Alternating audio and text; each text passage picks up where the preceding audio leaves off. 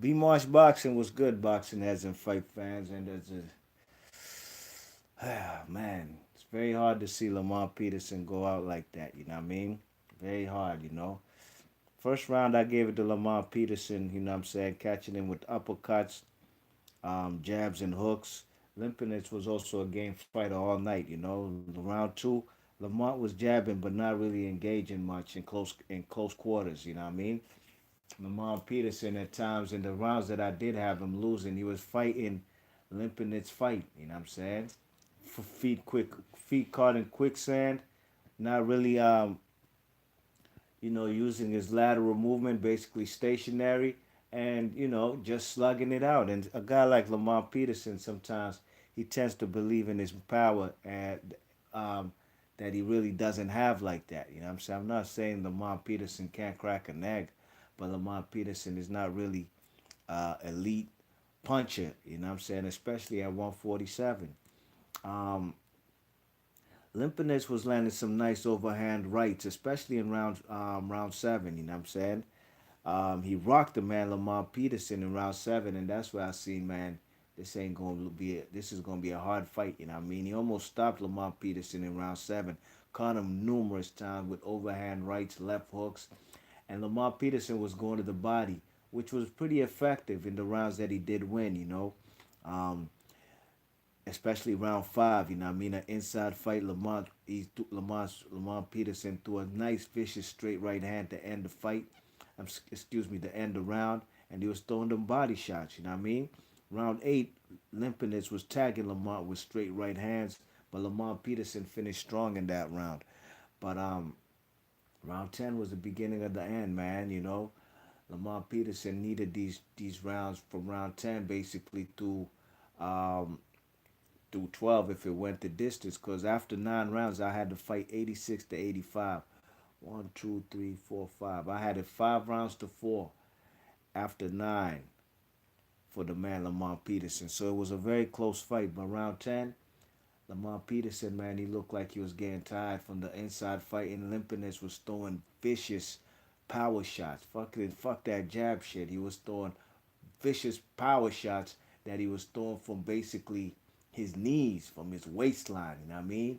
Just landing mad roundhouse combinations. And he caught the man Lamont Peterson with a vicious straight right hand, man, that spun the man Lamont Peterson around like a bottle top. And Lamont Peterson, by the time he got back on his square, this guy Limpiness just threw a barrage of combinations, you know what I'm saying? And put the man Lamar Peterson on the canvas, man, and that was it. That's a wrap, man. He gets KO'd in the 10th round.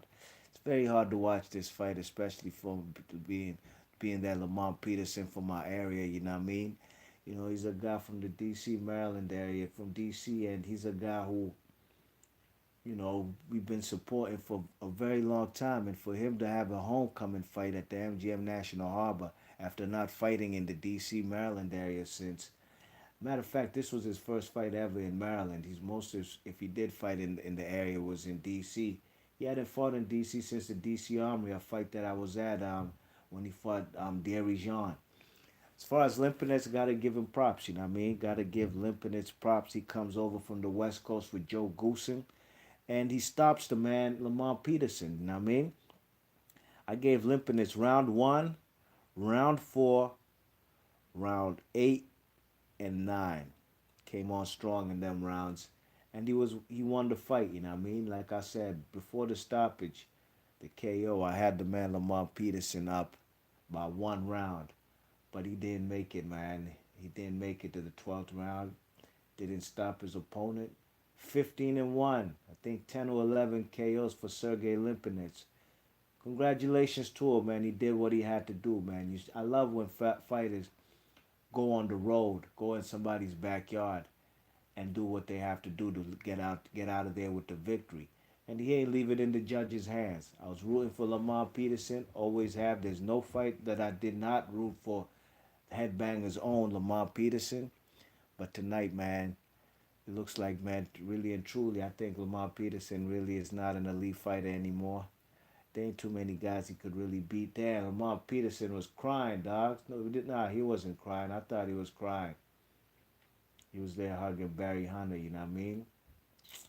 Very tough to watch, but Lamont Peterson takes that L, and I think it's about time he retires. I think Peterson, Anthony Peterson should retire too, but maybe Anthony Peterson should try to get a world title shot. He ain't tested himself ever since that Brandon Rios fiasco. Tonight he faced a former world champion in Argenis Mendes, a guy who was a world champion at 130, and Anthony Peterson didn't look too good, man. You know what I mean? So I gotta give credit to the man Lipenets for coming out to DC, to Maryland, to the National Harbor, and handling his business. Be Marsh Boxing. Leave your thoughts and comments. Let me know how you guys thought, what you saw in this fight, and let me know how you guys had the fight scored before the knockout.